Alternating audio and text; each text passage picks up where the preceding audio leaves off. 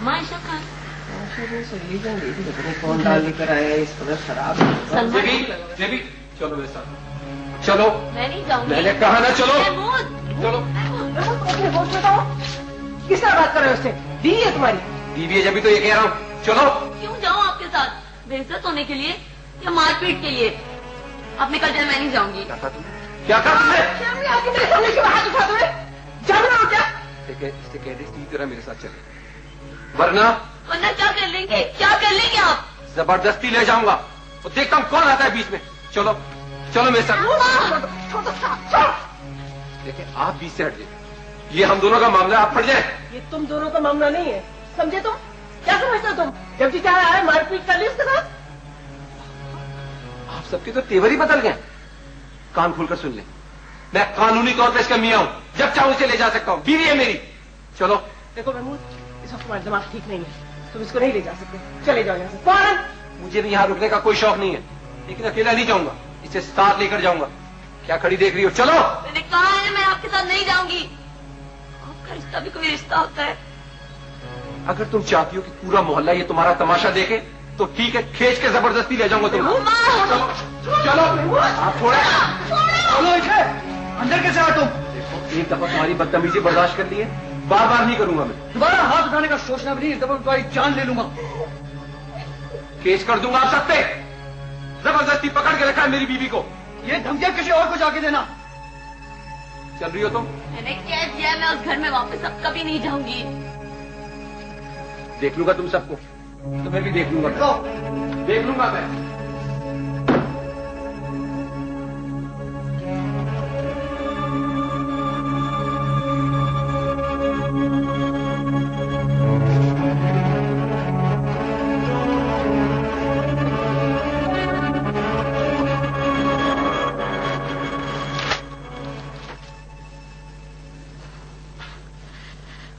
आपको चाहिए था आप फारूक को पुलिस के हवाले करते, ताकि वो सबा के कत्ल के बारे में पूछते उससे। आपने उसका इलाज शुरू कर दिया। तो और क्या करती? वैसे ये भी किस्मत है कि वो खुद हमारे सामने आ गया, वरना हम तो उसे पता नहीं कब तक ढूंढते रहते। इतना बड़ा मरहला तय हो गया। देखो बस जरा सा इंतजार कर लो, वो जरा ठीक हो जाए और बोलने के काबिल हो जाए, फिर पापा मुझे शख्स से कोई हमदर्दी नहीं है। उसकी वजह से मेरी बहन की जान गई है, उसका इससे भी बुरा हशर होना चाहिए। एक बात मंजूर, सबा का शौहर होने के अलावा हमारा मरीज भी है, हमें उसका ख्याल करना पड़ेगा। ये मुझसे नहीं होगा। आप मुझे उससे एक बार मिलकर बात तो करने दें, शायद कुछ पता चल जाए। देखो मैं नहीं चाहती कि वो वक्त से पहले खबरदार हो जाए। अगर उसे जरा सा भी शक हो गया तो सारा बना बनाया खेल बिगड़ जाएगा। तुम्हारे दिमाग में बात नहीं आती, पता नहीं। फिर क्या करना चाहिए? हम चुप बैठे रहें, उसके सेहतयाब होने का इंतजार करें, ताकि वो फिर गायब हो जाए, सबा की मौत का राज ही रहे। इसी जज्बातीपन की वजह से मैंने अभी तक जेबी को भी नहीं बताया, वो भी आकर अपनी बेवकूफी की बातें करने लगेगी। ये मामला पुलिस के सामने जाना चाहिए, ताकि दोबारा तहकीकात शुरू हो। 7 बरस के बाद तहकीकात अचानक नहीं शुरू हो सकती। हमारे पास न कोई सबूत है, न कोई गवाह है। तुम्हारी तो अकल में ही आता। काश सबा बाजी खुद आकर गवाही दे सकती। देखो हकीकत की दुनिया में ऐसी बातें नहीं होती, और वैसे भी ऐसी गवाही की कोई कानूनी हैसियत तो नहीं है। मैंने अभी तक अम्मी को भी कुछ नहीं बताया, लेकिन आप जेबी को तो कुछ बता दें प्लीज। शायद उसके जहन में कुछ हो, शायद वो कुछ कर सके। हाँ जेबी को मैं बता दूंगी। उसे तो अभी तक ये भी नहीं मालूम कि जो शख्स फारूक को लेकर आया है उसका अपना भाई।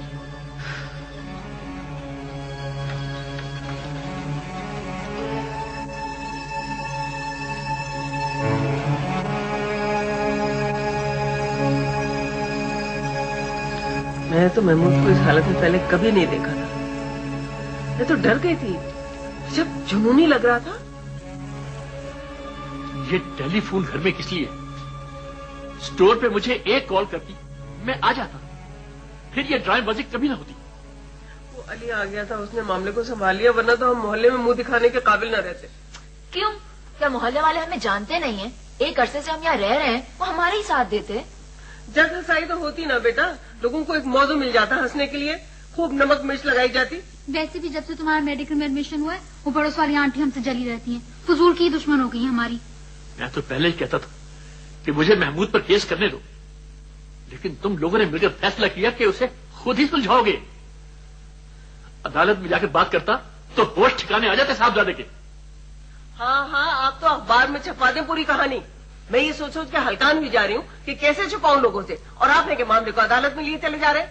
भाई अगर उसने ये हरकत दोबारा की और जबरदस्ती घर में दाखिल हो गया तो तुम लोग क्या करोगे? मैं चौकीदार बन के बैठा रहूं घर में? मुझे ऐसी बातों से बहुत डर लगता है। अम्मा आप उनको फोन करके मना क्यों नहीं कर देती हैं कि वो आइंदा यहाँ नहीं आया करे? पागल हुई है क्या? मैं कैसे मना कर दूं उसको? उसकी बीवी यहाँ रहती है, उसका हक है यहाँ आने का। अगर उसकी बीवी इस घर में ना रहे तो क्या मतलब है? क्या तुम दोबारा सिद्दत आपा के पास जाना चाह रही हो? मैं उसकी बीवी हूँ और मैं इस घर में रहती हूँ, इसलिए वो यहाँ आके हंगामा करता है ना। अगर मैं उसकी बीवी ना रहूं फिर वो किस रिश्ते से यहाँ आएगा? जेबी, बेटा तुम क्या कह रही हो? मैं सही कह रही हूँ। मैं अब उस घर में वापस कभी भी नहीं जाऊंगी। बेटा, वो शौहर तो है तुम्हारा, अब कुछ भी हो ये रिश्ता तो कायम है ना। इस रिश्ते ने मुझे क्या किया अम्मा? मारपीट, बेइज्जती, कुछ और कहने की जरूरत रह गई है अब?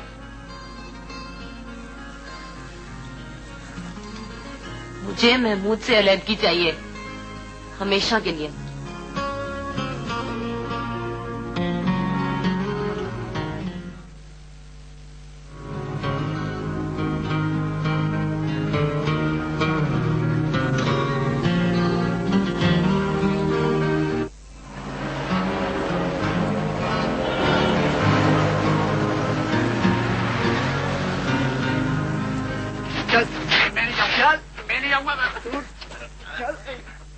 ये धोखा है आली, ये पूरे का पूरा धोखा है। तूने कहा था बागीचे में बैठ के फल खाएंगे, अभी क्लिनिक में क्यों लेके जा रहे हैं मेरे को? मैं पता नहीं है, किसी बीमार की खिदमत करना कितने बड़े सवाब की बात है।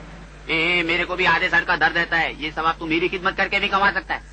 अभी जरा एक केले। अगर तूने मुझे ज्यादा तंग किया ना तो मैं किसी नर्स से कह के तुम्हारे जिसमें 4-5 बोतलें खून की निकलवा लूंगा। हाँ, किसी गरीब का भलाई हो जाएगा इस चक्कर में। ये भला तू खुद क्यों नहीं कर देता है? वो अगर मेरे जिस्म में से 2-4 बोतलें खून की निकलेंगी ना तो तेरे जिस्म में से 2-4 ड्रम निकल आएंगे। तो ऐसा कर कि तू अपनी किडनी डोनेट कर दे। इंसान एक गुर्दे पे भी जी सकता है। ये आखिर तू चाहता क्या है? मेरे टुकड़े करने के मंसूबे क्यों बना रहा है? अभी तो मेरे शेरे के फूल भी नहीं खिले यार। तेरे शेरे के फूल मुरझा गए हुए हैं। अभी तो अंदर चलता है, मैं स्ट्रेचर पे लेकर जाऊँ। मैं नहीं जाऊंगा यार। तुम्हारा बाप भी जाएगा, चलो।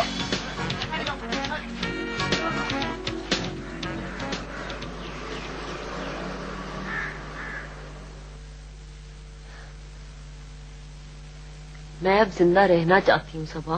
जिंदा तो मैं भी रहना चाहती थी जेबी, लेकिन इतना बड़ा फैसला करने की हिम्मत नहीं थी मुझमें। मुझे तुम में अपना अंजाम नजर आ रहा है। मुझे तो हिम्मत करनी ही थी। लेकिन जेबी, तुम्हारे अम्मी अब्बू के लिए तो ये बात कबूल करना बहुत मुश्किल हो रहा होगा, और तुम्हारे लिए भी।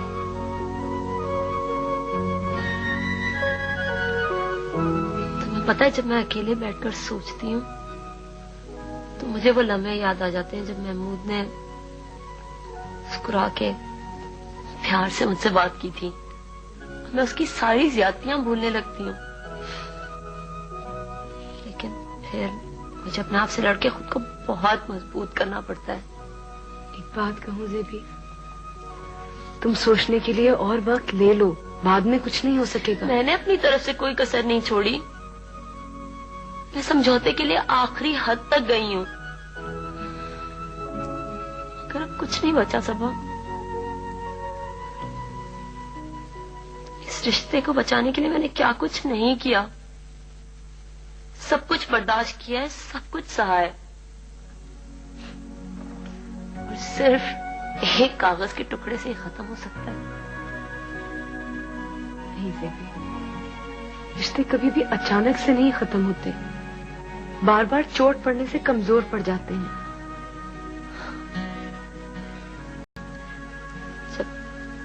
जब पहली मरतबा महमूद ने मुझे थप्पड़ मारा था तो मुझे यकीन नहीं आया था। मैं बिल्कुल हैरान हो गई थी, और मैं यही सोचती थी कि शायद सब कुछ खुद ब खुद ठीक हो जाएगा, मगर ऐसा नहीं हुआ। जो हाथ एक बार रुकता है वो कभी नहीं रुकता। बच्चे की खातिर वापस चली गई। लेकिन फिर मुझे ख्याल आया कि जो आदमी अच्छा शौहर ही नहीं बन सकता वो अच्छा बाप कहाँ से बनेगा। अगर ज़ेबी या अलहदगी का फैसला सिर्फ तुम्हारा है, अगर महमूद नहीं माना तो वो माने या ना माने, मैं फैसला कर चुकी हूँ।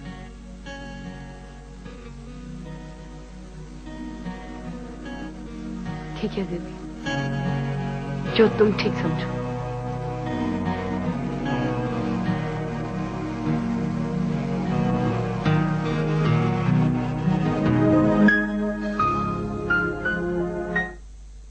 जिंदा दिलो। सतुजापा, मैं उस मरीज से मिलना चाहता था। कैसा है वो अब? उसका इलाज हो रहा है। कौन से अस्पताल में? देखो, तुम्हें इससे कोई मतलब नहीं होना चाहिए, बल्कि तुम्हारा वहां जाना भी मुनासिब नहीं है। समय उसको हेरोइन के नशे की आदत है।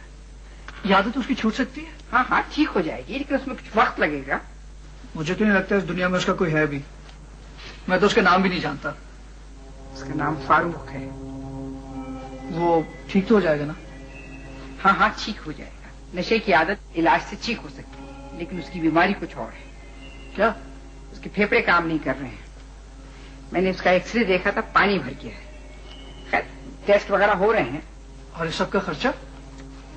तुम्हें इसकी फिक्र की जरूरत नहीं, वो सरकारी अस्पताल में है। पता नहीं कितने लोग ऐसे लावारिस मर जाते होंगे, उनके घर वालों को तो पता भी नहीं चलता होगा। इंसान जो कुछ करता है दुनिया में उसके सामने आ जाता है। क़यामत के दिन कोई और सजा मिलेगी। लेकिन बार दफा बेगुनाहों को भी तो सजा मिल जाती है। हाँ, ये भी तुम ठीक कहते हो कि बार दफा इंसान को उन जुर्मों की सजा मिलती है जो उन्होंने कभी किए ही नहीं होते। लेकिन किस खामोशी से कुछ लोग चले जाते हैं और किसी को उसकी खबर नहीं होती।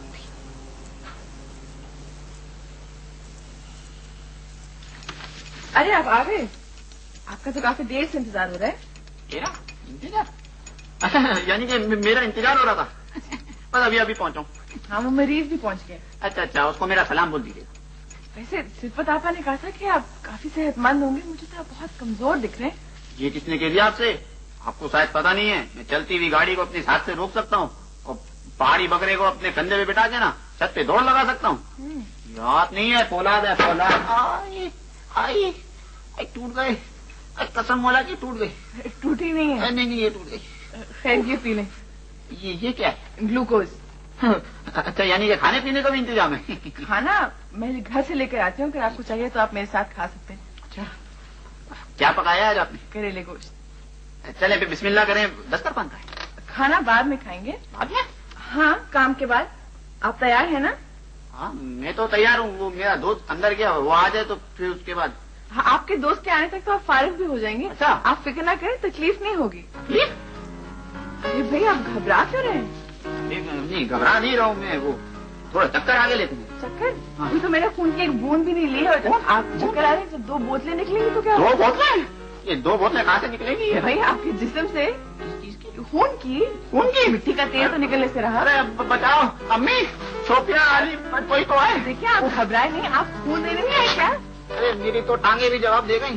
शायद कोई गलत फहमी हो गई है। आपकी गलत फहमी में तो मेरा सोया हो जाता ना। अली, तेरे को छोड़ूंगा नहीं।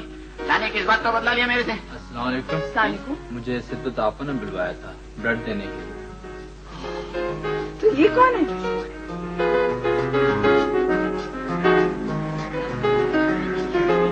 पड़ गई है उसके बाल तो देख ले, यहाँ से यहाँ तक उसका पीछा। अदालत का नोटिस है महमूद की तरफ से। हम पर इल्जाम है कि हमने ज़ेबी को जबरदस्ती रोका हुआ है और इससे वापस नहीं भेज रहे। और इसमें यह नहीं लिखा कि उसकी अपनी हरकतें क्या है, उसने ज़ेबी के साथ क्या सुलूक किया है और वो यहाँ से क्यों नहीं जाना चाह रही, ये नहीं लिखा इसके अंदर। ये सारी बातें अदालत में जाकर होंगी। नोटिस में ये सब कुछ नहीं लिखा जाता है। मुझे और तुम्हें जाना है। नोटिस हम दोनों के नाम है। मुझे भी जाना है। मैंने आप लोगों से पहले ही कह दिया था कि अब एक दूसरे के ऊपर कीचड़ उछाली जाएगी। इन मामलात में यही होता है। अब पता नहीं आगे जाके वो क्या करेगा। अभी अदालत में जाएंगे तो इन सब बातों को पता चल जाएगा। अब तो हमें वहां पर जाकर अपनी बेगुनाही साबित करने की कोशिश करनी। मैं ऐसा मौका ही नहीं आने दूंगी कि आप दोनों को अदालत जाना पड़े। मैं कोई बच्ची नहीं हूँ। जिसे जबरदस्ती रोक लिया गया हो। मैं अपनी मर्जी से रुकी हुई हूँ। हम इतने कमजोर नहीं है जो एक नोटिस से डर जाएंगे। जो भी होगा संभाल लेंगे, और तुम्हें भी ज्यादा फिक्र करने की, घबराने की कोई जरूरत नहीं है। ज़ेबी, बेटा ये तो होना था, इसके लिए हमें तैयार रहना चाहिए।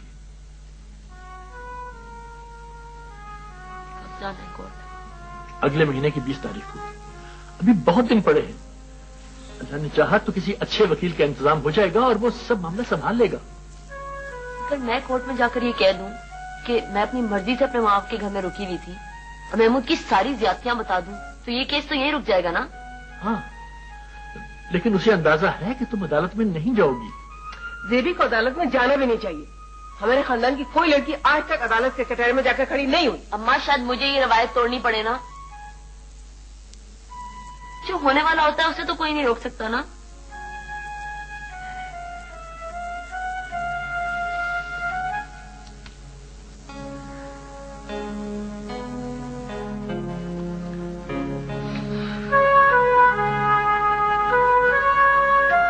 सही हो जाएगा, प्लीज।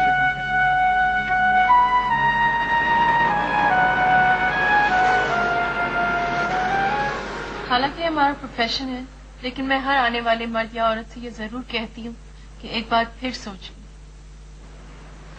मैंने बार बार सोचा है, अब सोचने की कोई गुंजाइश नहीं है। अगर तुम चाहती हो मैं तुम्हारे हस्बैंड को बुला के उनसे बात भी कर सकती हूँ। अगर कॉम्प्रोमाइज की कोई सूरत निकल आए तो। ये शादी अब तक सिर्फ समझौते के सहारे पे तो चल रही थी, वरना तब की खत्म हो चुकी होती। कोई फायदा नहीं है। तुम्हारी माँ की खामोशी बता रही कि उन्हें भी कितनी तकलीफ हो रही है। क्या तुम्हारे इस फैसले में उनकी मर्जी शामिल है? मर्जी तो यही थी कि ऐसा ना होता, लेकिन बाज दफा इंसान की हर कोशिश बेअसर हो जाती है। मेरी बेटी इन हालात की जिम्मेदार नहीं है। इसको जरूर इसके सब्र का फल मिलेगा। आखिर अल्लाह भी देख रहा है। यहाँ साइन कर दो।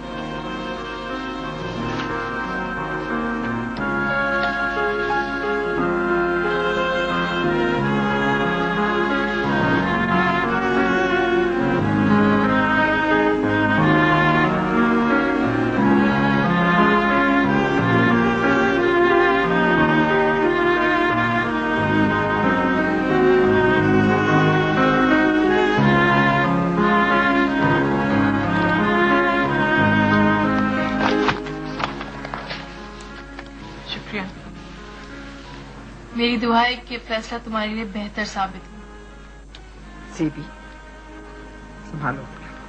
इस फैसले के बाद तो बड़े बड़े मजबूत लोगों को मैंने हिम्मत हारते देखा है। ये तो फिर भी बच्ची है। तलाक के कागजात प्रिपेयर होने में कुछ वक्त लगेगा जी। उससे पहले मुझे आपसे कुछ जरूरी मालूमात करनी है। जरूर।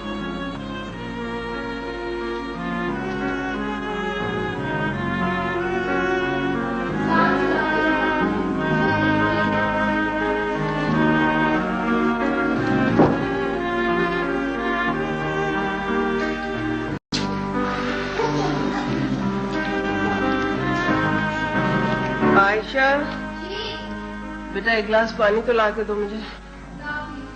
क्या गर्मी है। सलमा, बात सुनो बेटा, जल्दी आओ। अरे जल्दी से आओ ना। इधर इधर हाथ लाओ।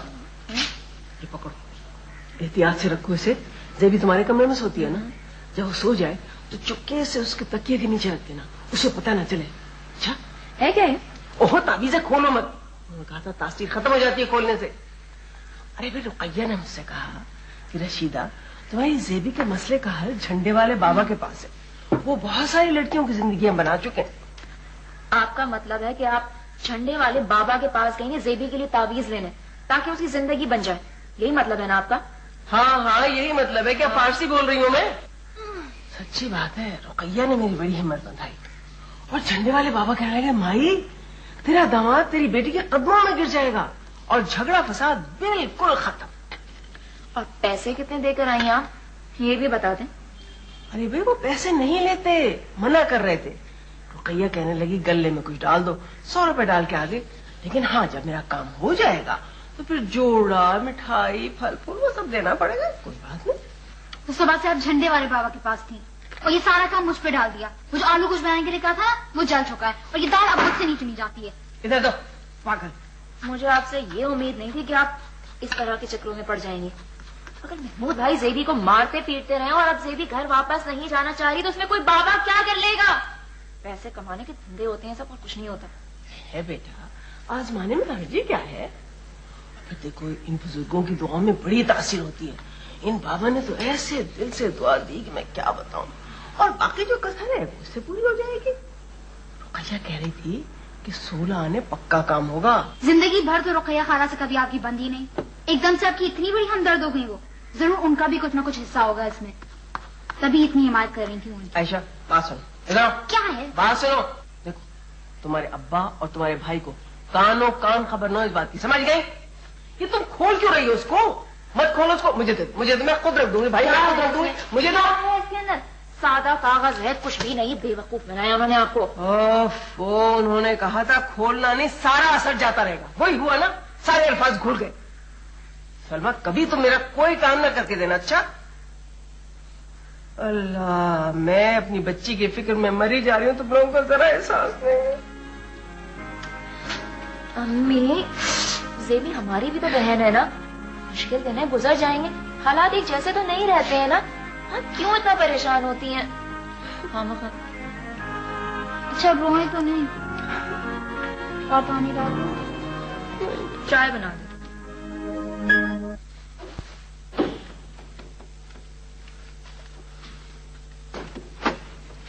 वालेकुम। मिस्टर मैम कौन? जी मैम, आपके रिश्ते।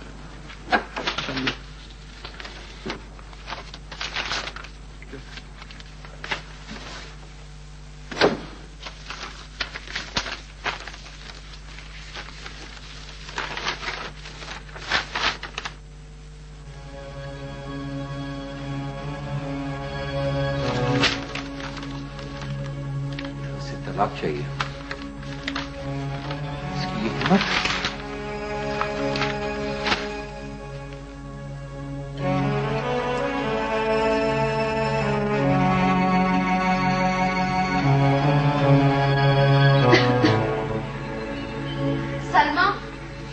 सलमा मेरी वो तस्वीर कहाँ है जहाँ मैं सब पे मटका उठाई हुई हूँ, हाथ में गन्ना पकड़ी हुई हूँ? मुझे क्या पता? तो और कैसे पता होगा? जहाँ तुमने अपनी मंगनी की तस्वीरें छुपाई है वहीं पे रखी होगी। ला बड़ी अलमारी की चाबी आयशा निकालो। चुप कर जाओ, वरना मैं चाटा लगा दूंगी। और खबरदार जो आइंदा तुमने मंगनी का नाम भी लिया। एक तो हर एक का गुस्सा मुझ पे ही उतारना होता है। मेरी मिल रही हो तुम लोगों को, जिंदगी मुश्किल कर दी है मेरी। चाबी निकाल। ऐसे देखो अली हो गई। नहीं, अली नहीं हो सकता। देवी को चाबी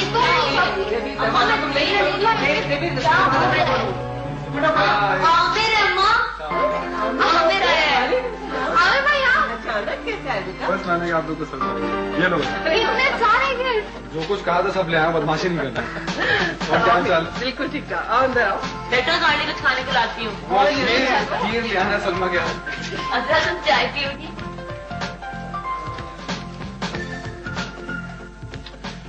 जो इल्जाम तुम पर लगाए गए हैं उनमें मारपीट और तशद्दुद का इल्जाम भी शामिल है। तो क्या इसलिए क्या तलाक हो जाती है? हाँ, इस बात पे औरत को तलाक मिल सकती है, बड़ी मजबूत वजह है। वो अदालत में जाएगी, कहेगी क्या? अगर मैं इनकार कर दूं तो उसके पास तो कोई सबूत ही नहीं होगा। जाहिर है इनकार तो तुम्हें करना ही पड़ेगा, वरना उसे तलाक भी मिल जाएगी और तुम सीधे जेल चले जाओगे। अच्छा महमूद, ये बताओ कि इसमें जो इल्जाम तुम पर लगाए हैं क्या ये दुरुस्त है? इससे क्या फर्क पड़ता है? फर्क पड़ता है भाई। अगर उसने जो इल्जाम तुम पर लगाए हैं वो दुरुस्त है और तुम वाकई उसके साथ ज्यादती कर रहे हो तो हम समझौते की कोई राह। अगर मैं इनकार कर दूं तो उसके पास तो कोई सबूत ही नहीं होगा। जाहिर है इनकार तो तुम्हें करना ही पड़ेगा, वरना उसे तलाक भी मिल जाएगी और तुम सीधे जेल चले जाओगे। अच्छा महमूद, ये बताओ कि इसमें जो इल्जाम तुम पर लगाए हैं क्या ये दुरुस्त है? इससे क्या फर्क पड़ता है? फर्क पड़ता है भाई। अगर उसने जो इल्जाम तुम पर लगाए हैं वो दुरुस्त है और तुम वाकई उसके साथ ज्यादती कर रहे हो तो हम समझौते की कोई राह निकाल लेते हैं। मैंने उससे बात की थी, वो किसी समझौते के लिए राजी ही नहीं है। इसका मतलब है उसका एतबार तुम पर से बिल्कुल उठ गया है। अगर तुम कहो तो तुम दोनों को दफ्तर में बुलवा कर कोई रिकंसिलिएशन। जी नहीं, बिल्कुल नहीं, इसकी कोई जरूरत नहीं। उसने तलाक को खेल समझा हुआ। ठीक है, उसे ये मजा चखने नहीं दीजिए। उसके पूरे खानदान का मिजाज दुरुस्त कर दूंगा मैं। कैसे लेती है तलाक, देखता हूं मैं। इसका मतलब है तुम उसे तलाक नहीं देना चाहते? मैं ये केस इतना लंबा खींचूंगा कि उसका पूरा खानदान कोई काम करने के लिए काबिल ही नहीं रहेगा। अदालतों की पेशियां भुगतते भुगतते उनकी जिंदगी अजाब में आ जाएगी। सोच लो, ये तुम्हारे गुस्से का फैसला है, एक दफा फिर सोचो। गुस्से का फैसला हो या प्यार का, मैंने सोच लिया। मुझे सिर्फ आप ये बताइए, उसे तलाक तो नहीं हो जाएगी और मैं मुंह देखता रह जाऊं? देखो, उसे तलाक मिल भी सकती है अगर तुमने निकाह के वक्त उसे हक के तलाक दिया है। हक के तलाक क्या? हक के तलाक निकाहनामे में एक लाइन होती है जो मर्द की तरफ से औरत को यह हक दिया जाता है कि वो उसे किसी भी वक्त तलाक दे सकती है। ठीक है, मगर आमतौर पर इस लाइन को काट कर औरत को उसके बड़े हक से महरूम कर दिया जाता है। क्या तुमने वो लाइन काट दी थी?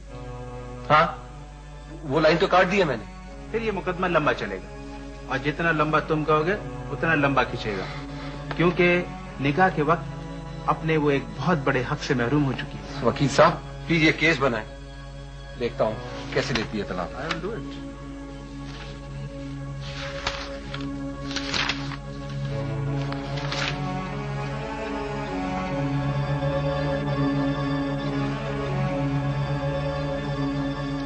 मैंने तुमसे कहा था कि तुम्हें खून की बहुत कमी हो गई है, खाने पीने में एहतियात करना, लेकिन तुम पे तो कोई असर ही नहीं। मैं तुम्हारी अम्मा से कहूंगी। अच्छा नाराज मत हो, आई एम सॉरी। अच्छा आज से मैं यखनी भी पीऊंगी, विटामिन भी खाऊंगी और फल भी खा लूंगी। बस आप अम्मा से मत कहिएगा। तुम्हें मेरे पास हर दूसरे दिन आना था, आज 5 दिन हो गए, शिकायत कैसे न करूं। बहरहाल चलो, मैं तुम्हें रास्ते में छोड़ दूंगी। मैं चली जाऊंगी, आपको दूर पड़ेगा। नहीं नहीं, मैं चाहती हूँ तुम किसी से मिलो, मेरे साथ चलो। और देखो ये डिब्बा उठा लेना, ये कोई मरीज सेहतियाब होकर गया था, वो छोड़ गया। मैंने सोचा बच्चों को अस्पताल में दे दूंगी। आ जाओ। मुझे तुम इतनी दूर से लेकर आए हो, खुद यहाँ पर बंदर की तरह दरख्त पे चढ़ गए हो। यार मेरे को एक बात करनी थी तेरे। क्या? मेरे को ना मोहब्बत हो गई है। यार अब ऐसा कर, तू जाके उसको सब कुछ बता दे, कुछ ना छुपा। पानी सर से गुजर चुका है मेरे दोस्त। सूफिया को ये सब कुछ मालूम है और तुम मुझे ये बताने के लिए इतनी दूर से चलाते हुए लेकर आए थे। मैं समझा पता नहीं क्या कयामत आ गई है। भाई मैं छोपिया की बात नहीं कर रहा हूँ, अपनी हिना है ना क्लिनिक वाली। हिना? ये इधर उधर क्या देख रहे हो? आजकल दीवारों के भी कान होते हैं, तेरे को नहीं पता है? ये क्या है? ये टहनी है, ये दूसरी टहनी है, ये तीसरी टहनी है। दीवार क्या है? किसी प्यारी नर्स है यार, चश्मा भी लगाती है। ये तुम इंसान हो या कद्दू? मुझे बताओ तुम्हें मोहब्बत क्यों हो गई है? कल तक तो तुम सूफिया से इश्क था तुम्हें। ये वो तो मेरी भूल थी। मैंने तो बचपन से एक चश्मे वाली लड़की के ख्वाब देखे थे, ताकि कभी मैं उसका चश्मा लगा लूं, कभी वो मेरा चश्मा लगा ले। कभी तुम उसके सर का दर्द हो, कभी वो तुम्हारे सर का दर्द हो। ये चश्मे से इश्क का क्या ताल्लुक है? चश्मे से नहीं तो करेले गोश्त से तो जरूर है। इतने मजे का पकाती है यार, उस दिन मैं तो 2-4 रोटियां खा गया था। हाय हाय। रोटियां तो खैर आप 7-8 भी खा सकते हैं, लेकिन मेरे समझ में बात फिर भी नहीं आई। नहीं समझ में आ रही तो ना समझ, बस कोई भी चक्कर चला, जल्दी हमारा निकाह पढ़वा दे यार। मेरी क्या इतनी बड़ी दाढ़ी नजर आ रही है तुम्हें? मैंने शायद शेरवानी पहनी हुई है, ये शायद काराकुली टोपी है। हाँ, मैं तुम्हें किसी एंगल से इधर तुम्हें काजी नजर आ रहा हूँ मैं, जो तुम्हारी शादी करवाऊंगा? जरा सोच तो यार, मेरे को इधर उधर जाने की जरूरत ही नहीं पड़ेगी ना। जब भी मेरे को चक्कर आएंगे वो मेरे को ग्लूकोज की बोतल चढ़ा देगी। हाय हाय हाय, सारा दिन मैं विटामिन की गोलियां खाता रहूंगा, सारा इलाका खर्चा बच जाएगा। वाह वाह वाह। यार तुम एक लालची इंसान हो, तुम्हें इश्क नहीं हो सकता। तुम सिर्फ अपने फायदे की सोच सकते हो। ऐसी बात नहीं है यार, वो भी मेरे को बहुत पसंद करती है। कहती है तुम जो अंदर से दिखते हो ना, वही तुम बाहर से भी हो। तुम इंसान नहीं हो, शीशा हो शीशा। तुम चाहते क्या? मैं क्या करूँ? सिरदर्द आपा के पास रिश्ता लेकर जाऊँ? अबे इतना मारेंगी गंजा कर देंगी मेरे को। नहीं नहीं, सिद्वत आपा के पास क्यों जा रहा है? जेब से बोलना, वो बात करेगी। सिद्वत आपा उसकी बात को कभी नहीं टालेंगी। बात शुरू की जो। और सूफिया, उसका क्या होगा? सूफिया क्या सोचेगी? तुमने तो मेरे से पहले कहा था तुम्हें कोई लड़की मिलेगी जिससे तुम्हें मोहब्बत हो जाएगी। अभी मिल गई है चोपिया। इससे तो अच्छा है तू किसी बंदरिया से शादी कर ले, दोनों पेड़ पर आराम से बैठे रहना। किसी बात करता है? और ऊपर चल, वो देख तेरी बीवी लटक रही है वहाँ से। चल चल ऊपर चल। क्या कर रहा है?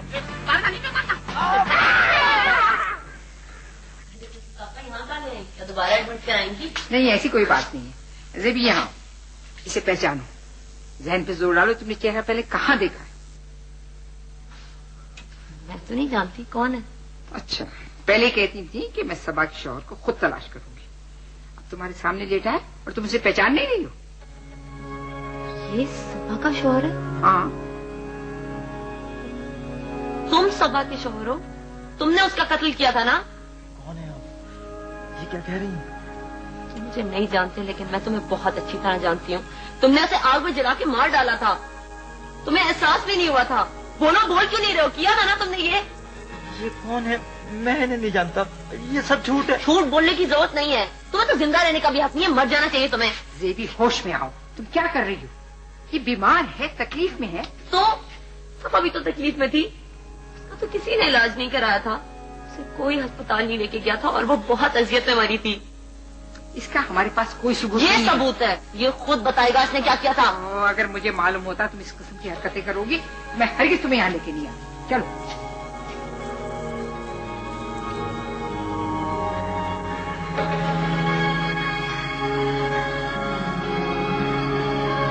तुमसे कहा था ना मिल जाएगा, वो सामने आ जाएगा। वो आ गया है सबा, बीमार है और वो सिसक सिसक के जिंदगी गुजारा है। सब उसके किए की सजा है ज़ेबी, सब। बस वो तुम्हारे कत्ल का इकरार कर लेना तो सब कुछ ठीक हो जाएगा।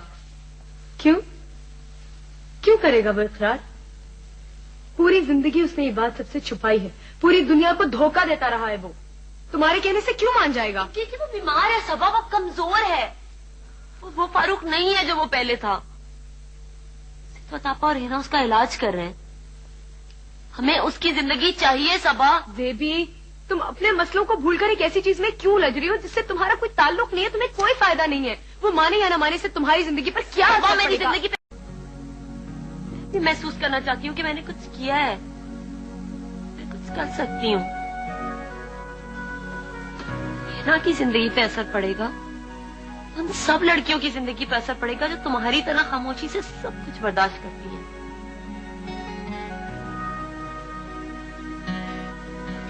मुझे पहली मर्तबा पूरा यकीन है कि मैं सही हूँ, मैं बिल्कुल सही हूँ।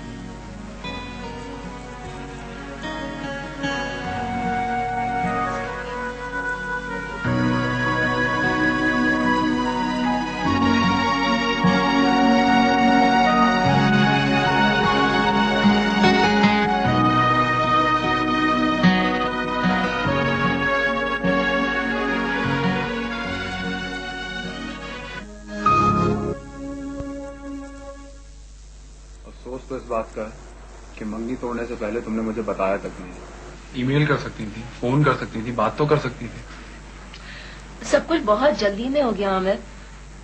असल में आपकी अम्मी ने शर्त रख दी थी कि अगर ज़ेबी घर वापस ना गई तो वो हमारी मंगनी तोड़ देंगी। मुझे इस बात पर बहुत गुस्सा आया और मैंने अंगूठी उतार कर वापस कर दी। यानी मेरे बारे में ना मेरी अम्मी ने सोचा ना तुमने। तुम लोग भूल ही गए के दरमियान में मैं भी मौजूद हूँ। इस फैसले से मुझ पे क्या असर पड़ेगा तुम लोगों ने नहीं सोचा। ऐसी बात नहीं है आमिर, लेकिन उस वक्त मेरे सामने सिर्फ मेरी बहन की जिंदगी थी। महमूद भाई ने जो ज़ेबी के साथ सुलूक किया, अगर वो उसके बावजूद भी घर वापस चली जाती तो। क्यों वापस चली जाती? क्या मैं इतना बुरा इंसान हूँ कि मैं उसको वापस जाने पे मजबूर करता? ये मामला हम सबको मिलकर सुलझाना चाहिए था। बात सिर्फ एतमाद की थी। मुझे मालूम है कि गलती मेरी है, लेकिन मुझे इसका एहसास भी है। मैं उसकी सजा भी तो भुगत रही हूँ। इसकी जिम्मेदार तुम खुद हो। जरूरी तो नहीं कि अगर ज़ेबी का तजुर्बा एक मर्द के साथ बुरा रहा है तो हर मर्द ही बुरा हो। हर चीज के दो रुख होते हैं। वही बात तुम नहीं समझ सकते। तुमने कभी मोहब्बत की हो तो तुम्हें पता हो ना, दिलों के टूटने का एहसास हो तुम्हें। मोहब्बत भी की है मैंने और दिलों के टूटने का एहसास भी है मुझे, लेकिन इन दोनों चीजों को जाहिर करना नहीं आया। यही तुम्हारी गलती है कि जिसको जिंदगी में शामिल करने चली थी उसी से जिंदगी छुपाती रही। मैं कमजोर लड़की बनना नहीं चाहती आमिर, लेकिन सच बात यह है कि अगर आप मेरी जिंदगी में वापस ना आते तो जिंदगी मेरे लिए बहुत मुश्किल थी। मुझे वापस बुलाया गया। कोई तो है जिसने एतबार के काबिल समझा मुझे, सारे हालात बताए, वापस आने को कहा। कौन? ज़ेबी। उसने सही वक्त पे एक सही फैसला किया। ज़ेबी ने आपको वापस बुलाया है? लेकिन उसने तो हमें कुछ नहीं बताया। जो हुआ उसे भूल जाओ। हम दोबारा से जिंदगी शुरू करेंगे जहाँ कोई पुरानी गलती ना हो।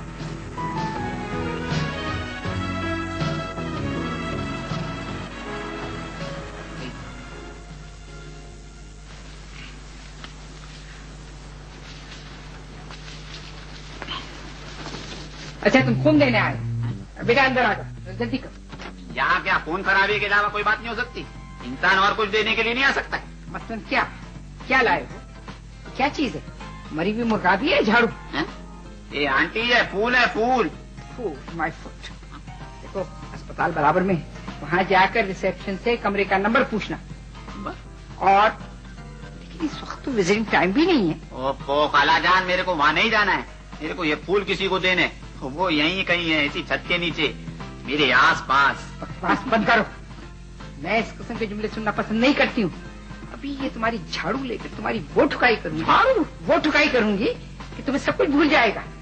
गजब खुदा का, ना उम्र की तमीज। अरे आप तो सॉरी, उस दिन बहुत तुम इसे जानती हो? जी, ये वही इनको हम हाशिम समझे थे, इनका खून लेने वाले थे। ये अली के साथ आए थे। अली के साथ? जी जी। अली भी मेरी समझ नहीं आता किस किस्म के अजूबों के साथ घूमता फिरता है। फूल किसके लिए लाए? इनके लिए। बहुत बहुत शुक्रिया, मुझे आज तक किसी ने फूल नहीं दिए। अच्छा, खूबसूरत है ना? हाँ बिल्कुल खूबसूरत।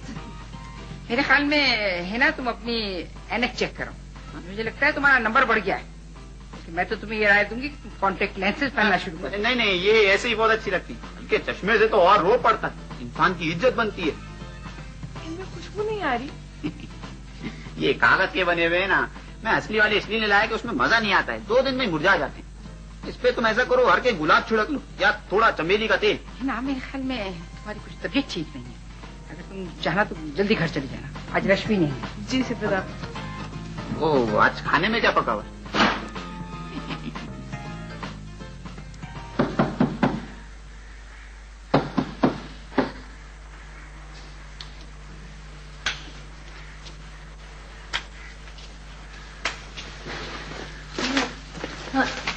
आप सेबनिसा है? क्यों मिलना चाहती हैं आप उससे? आपकी वजह से मेरी बहन की जिंदगी बर्बाद हुई है। क्या बिगाड़ा था उसने आपका? बताए, क्या बिगाड़ा था उसने आपका? इसमें मेरी तो कोई गलती नहीं है। मैंने तुम्हारी बहन को कोई नुकसान नहीं पहुंचाया। आपकी वजह से महमूद ने उसे मारा, आपकी वजह से उसका मिसकैरेज हुआ, आप ही की वजह से हमें अदालतों के चक्कर लगाने पड़ने। आपके लिए आपने कोई नुकसान नहीं पहुंचाया। क्या कह रहे हो? मुझे इन चीजों का नहीं पता था। महमूद ने तो मुझे कुछ नहीं क्यों बताया। बताएंगे वो आपको कुछ? आपके सामने तो वो एक नेक फरिश्ता बने हुए होंगे ना। देखो प्लीज, मैं जेबी से मिलना चाहती हूँ, उसको बुलाते हैं प्लीज। कोई जरूरत नहीं आपको उससे मिलने। आप प्लीज यहाँ से जाए, मैं ज्यादा टाइम नहीं जाए आप यहाँ से प्लीज। अली, क्या बदतमीजी है? ये कौन सा तरीका है किसी से बात करने का? की वजह इनकी वजह से कुछ नहीं हुआ अली। मुझे यकीन नहीं आ रहा कि तुम किसी औरत से ऐसे बात कर सकते हो। भी मैं तो। चुप करो और अंदर जाओ, अभी फौरन। अली,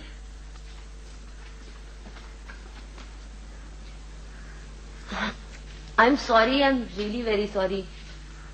अली को पता नहीं क्या हो गया, कुछ भी बोल देता है। इस तरह के हालात रहे हैं, शायद उसमें उसका यही रिएक्शन होना चाहिए था। आप बैठो। Thank you.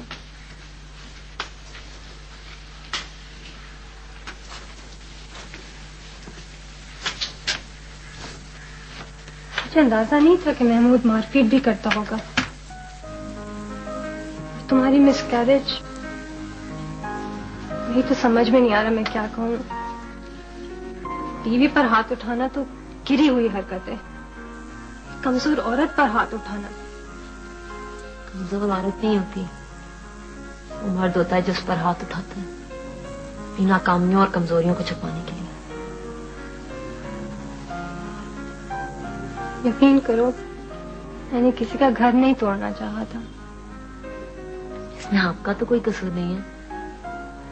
अगर दीवारें ही कमजोर हो तो घर खुद ब खुद टूट जाते हैं, किसी को तोड़ने की जरूरत थोड़ी पड़ती है। पता नहीं तुम्हें मेरी बात पर एतबार हो या नहीं जेबी, लेकिन मैं तुम्हारे साथ हूँ। तुम मुझे बताओ, मैं तुम्हारी कोई मदद कर सकती हूँ? मैं कुछ कर सकती हूँ तुम्हारे लिए? अब मेरे लिए कोई भी कुछ नहीं कर सकता। मैं अपना हर फैसला खुद करूंगी, और ये बात मैंने बहुत मुश्किल मार ली तय करके सीखा है। मैं तुमसे फिर आ सकती हूँ मिलने? हाँ जरूर। अली की बात का माइंड मत करना, उसे मैं समझा दूंगी। बल्कि मैं तुमसे मिलने आ जाऊंगी। नहीं, ऐसी कोई बात नहीं। दरअसल अभी मैं जल्दी में हूँ ना, अम्मी से गाड़ी मांगी थी, ड्राइवर है, फिर आऊंगी।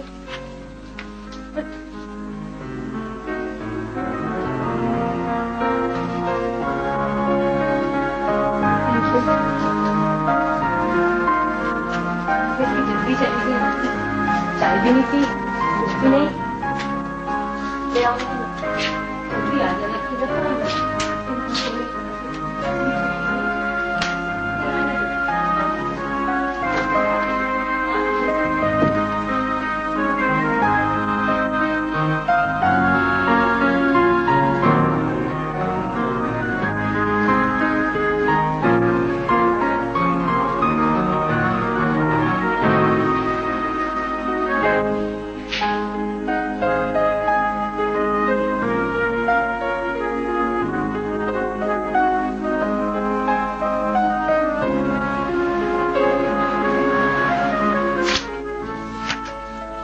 देखो महमूद, वकील और डॉक्टर से कोई बात छुपानी नहीं चाहिए। तुम मुझे आज तक यही नहीं बता सके कि तुम्हें अपनी बीवी से शिकायत क्या थी। मेरी शिकायत से क्या होगा? तलाक मैंने नहीं मांगी, उसने मांगी है। ठीक है, तलाक उसने मांगी है, मगर उसने तुम पे इल्जामात भी लगाए हैं कि तुम उस पर तशद्दुद करते थे, मारते थे, पीटते थे, जिसकी वजह से उसका एक मिसकैरेज भी हो चुका। अब वो तुम जैसे शख्स के साथ रहना नहीं चाहती। क्या कहते हो तुम आखिर इसमें? अगर ये सब मैं झुटला दूं और कह दूं कि ये मैंने आज तक उस पर हाथ तक नहीं उठाया तो?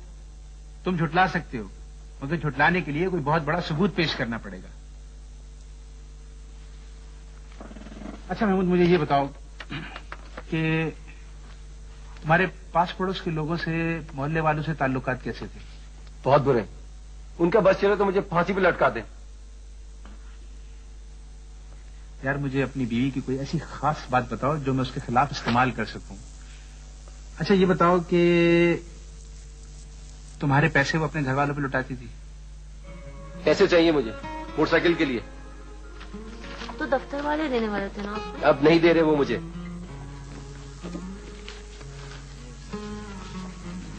मैं क्या कर सकती हूँ? मैंने एक हल सोचा। अगर तुम अपना जेवर बेच दो, जेवर तो बाद में भी बन सकते हैं ना। मुझे पता है आप अभी तक नाराज हैं। मैं नाराज नहीं, तो प्लीज मुझे तंग ना करो। अच्छा, मुझे अपनी गलती का एहसास हो गया ना महमूद। वो मैं अम्मी के यहाँ गई थी, मैं जेवर ले आई हूँ। अपनी गलती मान लेना बहुत अच्छी बात होती है, इससे सारे झगड़े खत्म हो जाते हैं।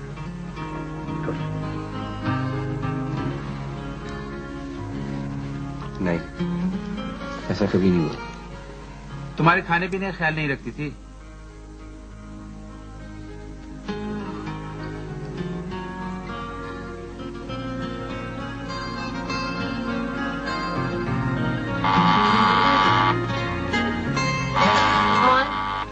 कौन है? सूखी थी क्या? घड़ी देखने की जरूरत नहीं है। पता है ये देर हो गई है। क्या करता, ऑफिस में फंस गया था। मसले इतने होते हैं। खाना गरम करूं? नहीं, खा कर आया। देखो, इस तरह के मामलात में तकल्लुफ ना किया। अच्छा, मैं काम करूंगी, आपके लिए नया टिफिन ले आऊंगी कल। रात में लंच बना दिया करूंगी। पता नहीं आप क्या खाते होंगे सारा दिन। भाई, खाने की फिक्र ना करो, मुझे मिसेस खान खिला देती है। अच्छा, आपने सुबह से कुछ नहीं खाया? खा ले। नहीं खाना। खा लेना। नहीं खाना है। अच्छा, काट देती हूँ। नहीं, जाओ यहाँ से, मुझे तंग ना करो।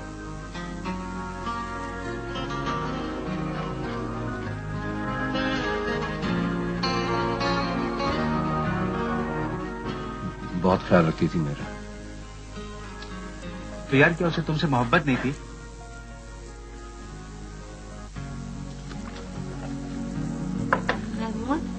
मैं खीर बांटने गई थी आपके वापस आने की खुशी में। शाबाश। जिन लोगों को नहीं पता है उन लोगों को तुम खीर बांट बांट कर बताओ। वाह। आप फिक्र ना करें।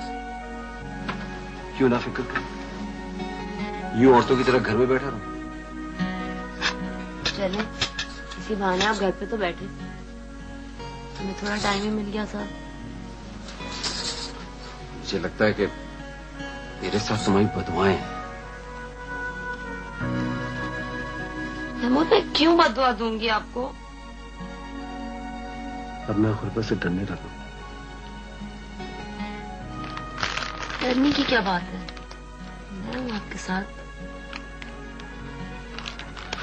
फिर भी तुम बहुत सी बातों को समझती नहीं हो। आपको क्यों नहीं है एतमाद मुझ पर? आप मुझे अपना दोस्त समझे, मैं दूंगी आपका साथ। नौकरी से जवाब मिल गया है? कोई बात नहीं, परेशान होने की क्या बात है महमूद, इंशाल्लाह आपको बहुत अच्छी नौकरी मिल जाएगी। तुम्हें अंदाजा है कितनी बेरोजगारी फैली हुई? अच्छा परेशान मत हो, ऐसा करें 2-3 दिन की छुट्टी ले लें और मैं आपको घुमाऊंगी फिराऊंगी, बहुत मजे कराऊंगी और मेरी तनाई भी दूर हो जाएगी। ऐसा करो तुम घूमने चले जाओ, 1 हफ्ते के लिए मरी अली के साथ। अली के साथ? आपके बगैर क्या फायदा, और वैसे भी यही वक्त है जो हम साथ गुजार सकते हैं। अभी तो पैसे भी हैं, पता नहीं फिर हो ना हो। रोमानवी बातें छोड़ो, मुझे खाना दो, भूख लगती है। महमूद, मुझे कभी इतनी खुशी नहीं हुई जितनी आपके साथ आकर हो रही है। मैं इतनी मरतबा अली के साथ बाहर जाती हूँ।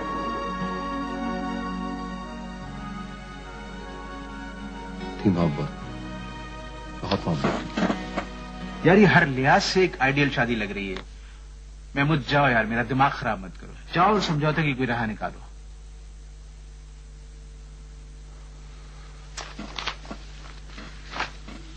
वैसे ये बताओ, वो कहीं और तो इन्वॉल्व नहीं थी? मेरा मकसद है किसी और से मोहब्बत वगैरह। कैसी बातें कर रहे हैं आप? ही तलाक के मुकदमे में ऐसी ही बातें होती है। मेरी बीवी इस तरह की नहीं है। देखो महमूद, तलाक के मुकदमे में अपने केस को मजबूत करने के लिए कुछ थोड़ा बहुत झूठ भी गढ़ना पड़ता है। तुम जब तक अपनी बीवी के कैरेक्टर के बारे में कुछ नहीं कहोगे, तुम्हारा केस मजबूत नहीं होगा। यार इतना तो कहो कि वो किसी और को चाहती थी।